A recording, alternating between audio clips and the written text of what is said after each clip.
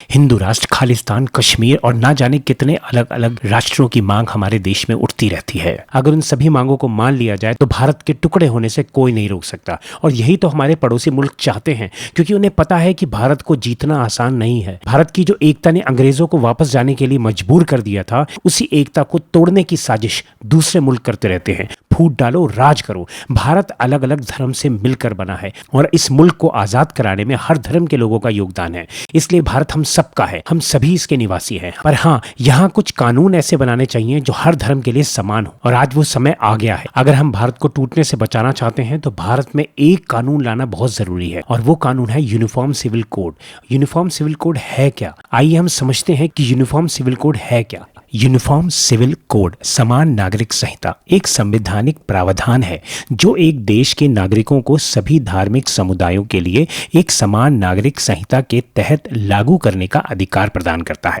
यह एक कानूनी प्रणाली है जिसका उद्देश्य सभी नागरिकों को एक ही संघीय नागरिक संहिता के अंतर्गत विवाह, तलाक, संपत्ति, वसीयत तथा अन्य सभी नागरिक प्राथमिकताओं और धार्मिक संस्कृतियों के आधार पर समानता प्रदान करता है। यह नागरिक संहिता सभी धार्मिक समुदायों के लिए एक जीवन शैली तथा सामाजिक न्याय को सुनिश्चित करने का प्रयास है।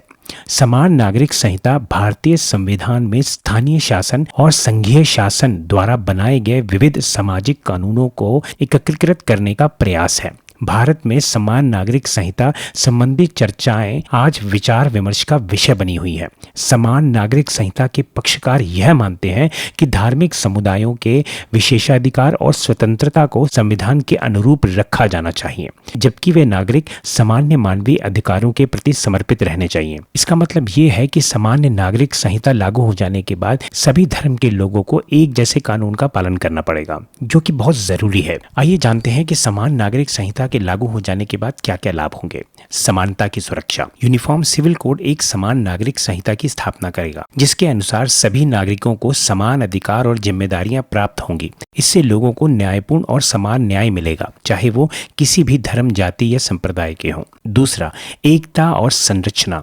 समान नागरिक संहिता एक सामान्य सिविल कोड की स्थापना करेगा, समाज को एकजुट करने का कार्य करेगा।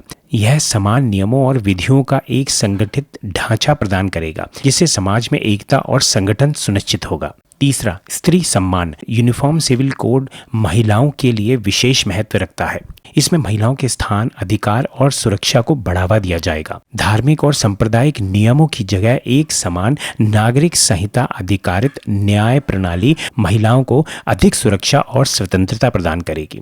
पर इस विषय पर हम सभी को अपना योगदान देना होगा। क्या? आइए मैं बताता हूँ। लॉ कमीशन ऑफ इंडिया ने यूनिफॉर्म सिविल कोड लागू करने के लिए सामान्य नागरिक तथा मान्यता प्राप्त धार्मिक संगठनों से उनकी राय मांगी है, और आप सभी यूनिफॉर्म सिविल कोड के बारे में अपनी राय गवर्नमेंट को दे सकते हैं। इसके लिए आपको इस वेबसाइट पर जाना होगा। यहाँ पर दिए गए फॉर्म को फिल करके आप यूनिफॉर्म सिविल कोड के बारे में अपनी राय दे सकते हैं, और इस मेल ID पर भी आप अपने विचार भेजकर अपनी राय इस विषय में दे सकते हैं। अगर ये वीडियो आपको अच्छा लगा हो तो लाइक, कमेंट और शेयर करना ना भूलें। धन्यवाद।